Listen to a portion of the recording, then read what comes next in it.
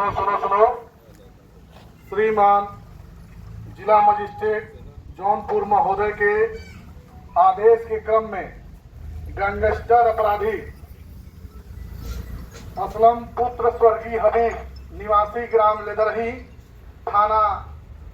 खेतासराय जनपद जौनपुर के अपराध से अर्जित संपत्ति एक अदद motorcycle Apache number UP 62 CU 1397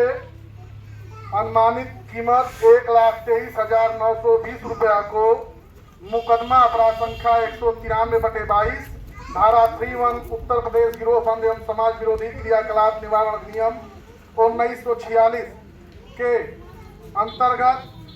14 gangster अधिनियम के अंतर्गत जब्तीकरण की कार्रवाई की जा रही है।